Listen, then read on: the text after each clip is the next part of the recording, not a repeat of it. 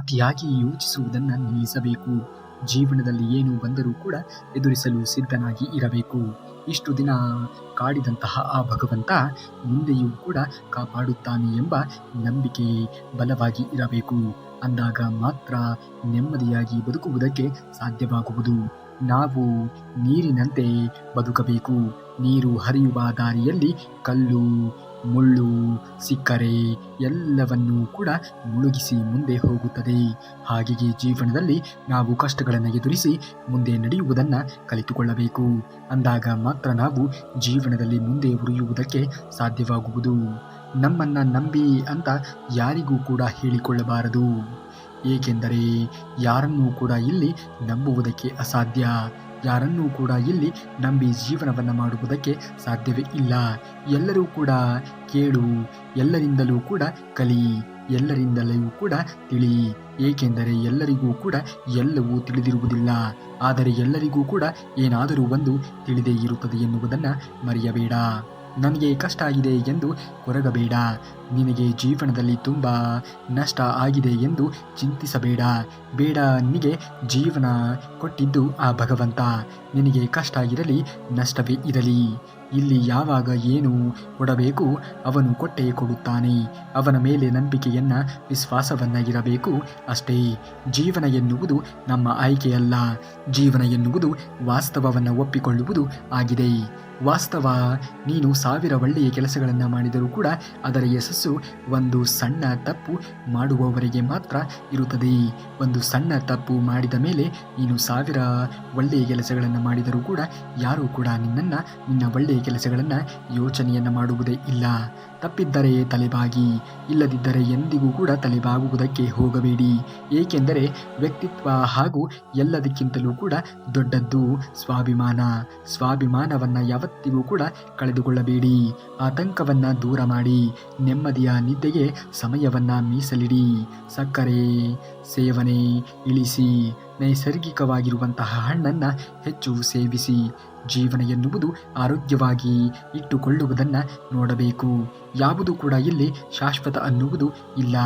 ಯಾವುದು ಕೂಡ ಇಲ್ಲಿ ನಿಮ್ಮ ಜೀವನದ ಪರ್ಯಂತವೂ ಕೂಡ ಇರುತ್ತದೆ ಎನ್ನುವುದನ್ನು ಹೇಳುವುದಕ್ಕೆ ಅಸಾಧ್ಯ. ಹಾಗಾಗಿ ಜೀವನದಲ್ಲಿ ಏನು ಬರುತ್ತದೆಯೋ ಅದೆಲ್ಲವನ್ನ ಬಂದಂತೆ ಸ್ವೀಕರಿಸುತ್ತಾ ಮುಂದುವರಿಯುವುದನ್ನು ಮನುಷ್ಯನಾದವನು ಕಲಿತುಕೊಳ್ಳಬೇಕು. ಶ್ರೀಮಂತ ಅಂದರೆ ಕೋಟಿ ಇದ್ದವನಲ್ಲ, ನೆಮ್ಮದಿಯಿಂದ 2 ಹೊತ್ತು ಊಟ ಮಾಡುವವನೇ ನಿಜವಾದ ಶ್ರೀಮಂತ. ಈ ನಿಜವಾದ ಸತ್ಯವನ್ನು ಅರಿತವನು ಮಾತ್ರ ಜೀವನದಲ್ಲಿ ಮುಂದೆ ಬರುವುದಕ್ಕೆ ಸಾಧ್ಯವಾಗುವುದು. ಎಲ್ಲರ ಮಾತು ಕೇಳುವುದು ಜಾಣತನ. ಎಲ್ಲರ ಮಾತಿಗೆ ಮನ್ನಣೆಯನ್ನು ಕೊಡುವುದು ನಿಮಗೆ ಬಿಟ್ಟಿರುವಂತಹ ಜಾಣತನ. ನಾಯಿ ಅಂತ ಎಲ್ಲರನ್ನ ಕರೆಯೋಕೆ ಆಗಲ್ಲ. ನಾವು ಪ್ರಾಣಕ್ಕಿಂತ ಹೆಚ್ಚಾಗಿ ಪ್ರೀತಿಸಿದವರನ್ನು ಮಾತ್ರ ಆ ರೀತಿ ಕರೆಯುವುದಕ್ಕೆ ಸಾಧ್ಯವಾದೀತು. ಮನುಷ್ಯನ ದೇಹದಲ್ಲಿ ಅತ್ಯಂತ ಭಾರವಾದದ್ದು ಇದ್ದರೆ ಅದು ಅಹಂಕಾರ. ಅದನ್ನು ಹೊತ್ತು ತಿರುಗಿದವನು ಗೆದ್ದ ಇತಿಹಾಸವೇ ಇಲ್ಲ. ಪಕ್ಕಕ್ಕೆ ಸರಿಸಿ ನಡೆದವನು ಜೀವನದಲ್ಲಿ ಸೋತಿರುವಂತಹ ಇತಿಹಾಸವೇ ಇಲ್ಲ. ಹಾಗಾಗಿ ಜೀವನದಲ್ಲಿ ಅಹಂಕಾರವನ್ನು ಯಾವತ್ತಿಗೂ ಕೂಡ ಮೈಗೂಡಿಸಿಕೊಳ್ಳುವುದಕ್ಕೆ ಹೋಗಲೇಬೇಡಿ. ಇನ್ನೊಂದು ಬದುಕಿನ ನೋಟ ನೋಡು. ಏನಾದರೂ ಕೊಂಡುಕೊಳ್ಳುವ ಮುನ್ನ ಸಾಲದ ನೆನಪು ಮಾಡಿತ್ತು. ಏನಾದರೂ ನೋಡುತ್ತಿರುವ ಮುನ್ನ ಸಮಯದ ನೆನಪು ಮಾಡಿತ್ತು. ಏನಾದರೂ ಪಡೆದುಕೊಳ್ಳುವ ಮುನ್ನ ಯೋಗ್ಯತೆಯ ನೆನಪು ಮಾಡಿತ್ತು. ಏನಾದರೂ ಕಳೆದುಕೊಳ್ಳುವ ಮುನ್ನ ಭಯದ ನೆನಪು ಮಾಡಿತ್ತು. ಇದೊಂದು ಬದುಕು.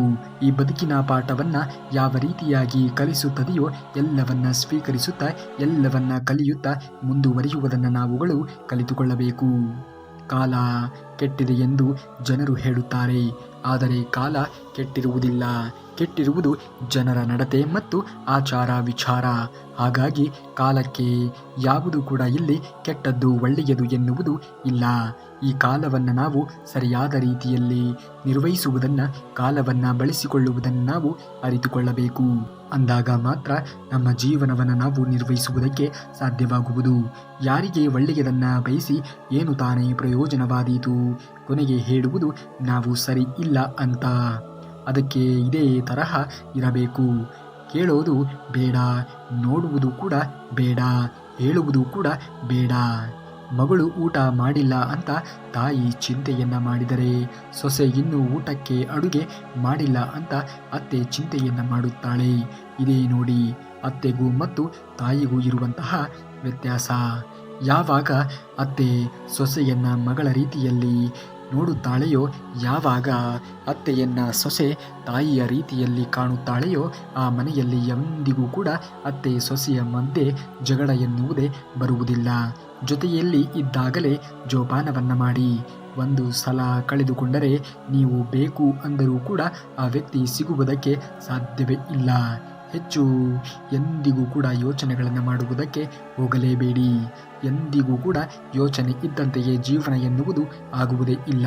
ನಿನ್ನ ನಗು ನಿನ್ನ ಹೃದಯದ ಸಿರಿ, ನಿನ್ನ ಮಾತು ನಿನ್ನ ಬದುಕಿನ ದಾರಿ, ನಿನ್ನ ನೆನಪು ನಿನ್ನ ಕನಸಿನ ಜರಿ, ನಿನ್ನ ಪ್ರೀತಿ ನನ್ನ ಜೀವನದ ತರಿ. ನೀ ಇದ್ದರೆ ಸಾಕು ನನಗೆ ಪ್ರತಿದಿನ ಸರಿ. ಜೀವನದಲ್ಲಿ ಯಾರನ್ನಾದರೂ ಕೂಡ ಕ್ಷಮಿಸುವಷ್ಟು ಒಳ್ಳೆಯವರಾಗಿ, ಆದರೆ ಅವರನ್ನು ಮತ್ತೆ ನಂಬುವಷ್ಟು ಮೂರ್ಖರಾಗಿ ಇರುವುದಕ್ಕೆ ಹೋಗಲೇಬೇಡಿ. ಎಲ್ಲದಕ್ಕೂ ಕೂಡ ಒಂದು ಕಾಲಮಾನ ಎನ್ನುವುದು ಇದೆ. ಆ ಕಾಲಮಾನಕ್ಕೆ ತಕ್ಕಂತೆ ಜೀವನವನ್ನು ರೂಪಿಸುವುದನ್ನು ಮನುಷ್ಯನಾದವನು ತಿಳಿದುಕೊಳ್ಳಬೇಕು. ಜೀವನದಲ್ಲಿ ಎಷ್ಟು ಬಾರಿ ಬಿದ್ದರೂ ಕೂಡ ಪರವಾಗಿಲ್ಲ, ಆದರೆ ಪ್ರತಿ ಬಾರಿ ಎದ್ದು ನಿಲ್ಲುವ ಧೈರ್ಯ ಇರಬೇಕು. ಸಮಯ ಕಠಿಣವಾಗಿ ಇದ್ದರೂ ಕೂಡ ಮನಸ್ಸು ಬಲವಾಗಿ ಇರಲಿ. ಯಶಸ್ಸು ನಿನ್ನ ಹೆಜ್ಜೆ ಗುರುತು ಹುಡುಕುತ್ತದೆ. ಜೀವನವೇ ಹಾಗೆ. ಪ್ರೀತಿ ಅಂದರೆ ಮದುವೆಯಾಗಿ ಜೊತೆಯಲ್ಲಿ ಇದ್ದರೆ ಮಾತ್ರ ಅದು ಪ್ರೀತಿ ಅಲ್ಲ. ಜೊತೆಯಲ್ಲಿ ಇರಲಿ, ಇಲ್ಲದೆಯೇ ಇರಲಿ, ಮನಸ್ಸಿನಲ್ಲಿ ಹುಟ್ಟುವ ಪ್ರೀತಿ ಎಂದೆಂದಿಗೂ ಕೂಡ ಶಾಶ್ವತವಾಗಿ ಅದು ನಿಜವಾದ ಪ್ರೀತಿ ಆಗಿರುತ್ತದೆ. ಯಾರೂ ನಮಗೆ ಸಿಕ್ಕಿಲ್ಲವೆಂದು, ಅವರು ಒಳ್ಳೆಯವರಲ್ಲ ಎಂದು ದೂಷಿಸುವುದು ಬೇಡ. ಅವರಿಗೆ ಯಾವ ಕೆಲಸ ಇರುತ್ತದೆಯೋ ಏನೋ. ತಪ್ಪು ಇಲ್ಲದ ಕಡೆ ತಲೆ ತಗ್ಗಿಸುವುದಕ್ಕೆ ಹೋಗಬೇಡ. ನಂಬಿಕೆ ಇಲ್ಲದ ಕಡೆ ವಾದವನ್ನು ಮಾಡುವುದಕ್ಕೆ ಹೋಗಬೇಡ. ಮನಸ್ಸಾಕ್ಷಿ ಇಲ್ಲದ ಕಡೆ ಒಳ್ಳೆಯ ಮನಸ್ಸನ್ನು ಬಯಸಬೇಡ. ಬೆಲೆ ಇಲ್ಲದ ಕಡೆ ಪ್ರೀತಿಯನ್ನು ಬಯಸುವುದಕ್ಕೆ ಹೋಗಲೇಬೇಡ.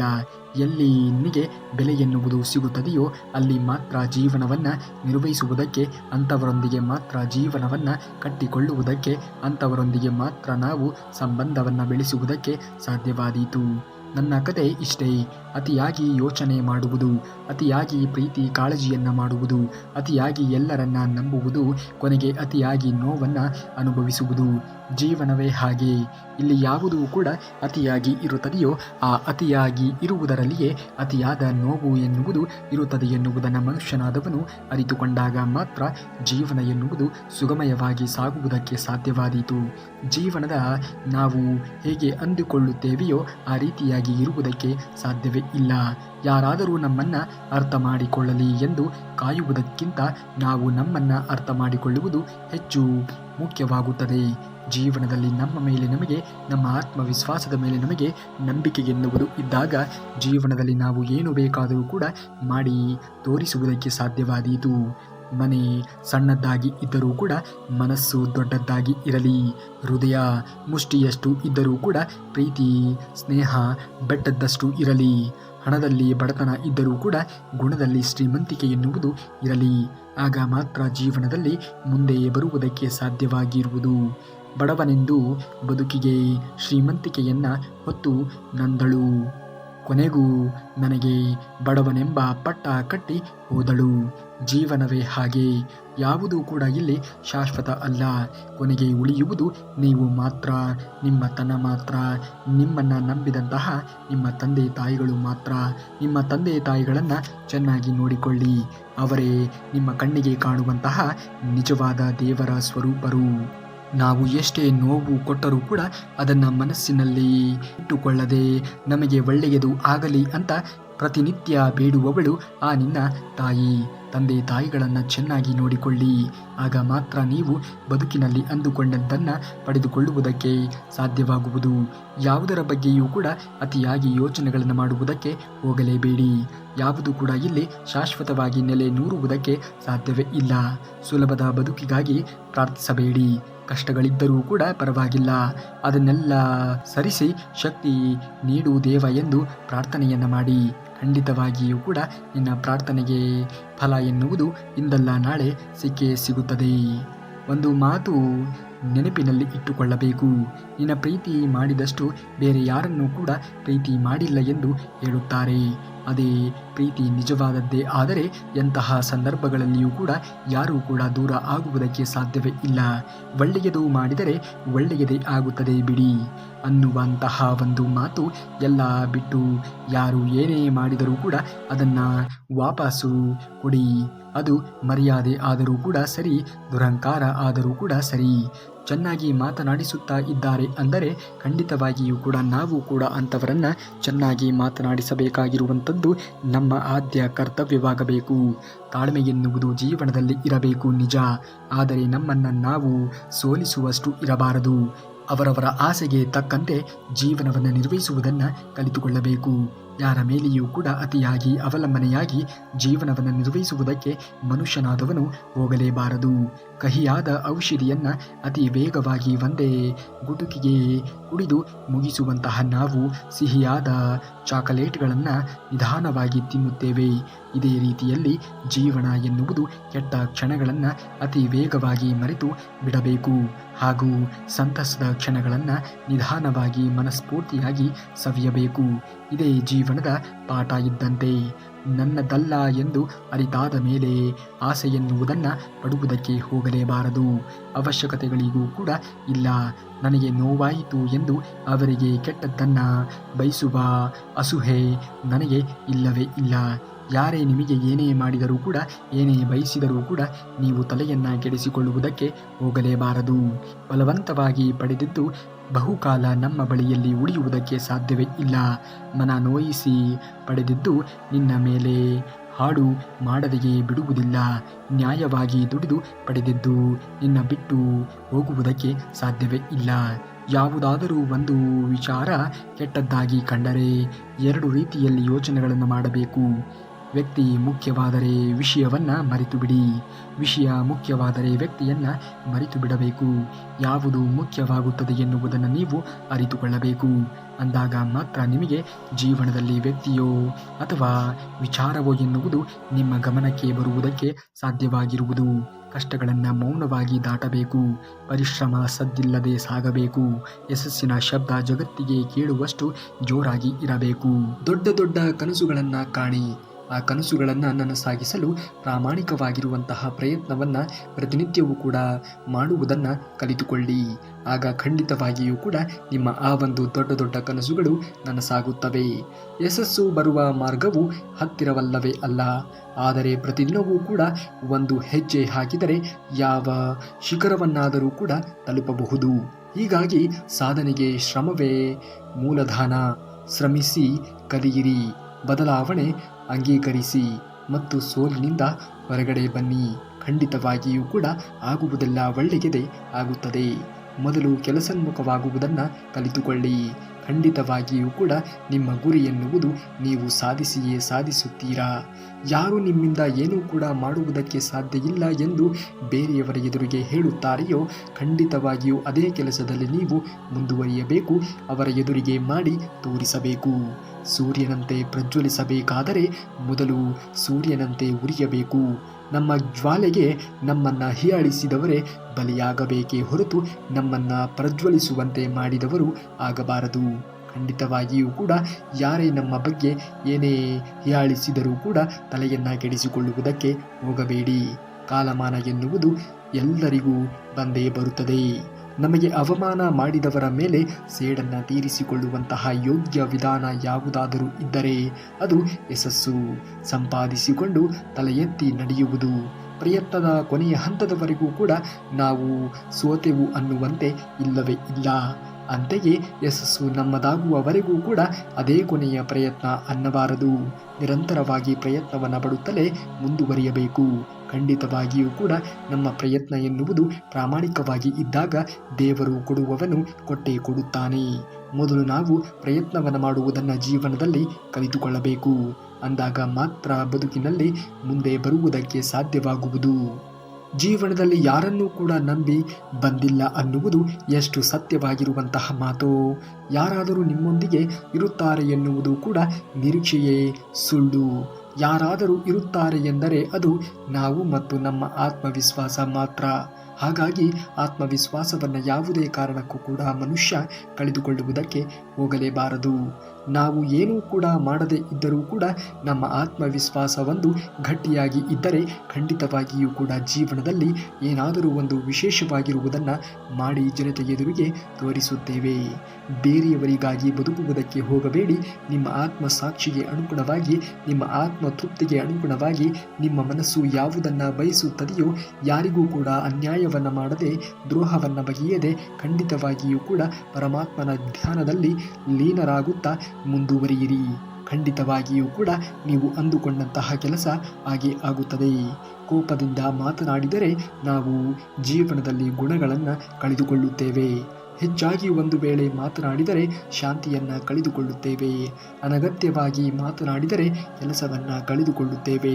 ಅಹಂಕಾರದಿಂದ ಮಾತನಾಡಿದರೆ ಪ್ರೀತಿಯನ್ನು ನಾವು ಕಳೆದುಕೊಳ್ಳುತ್ತೇವೆ.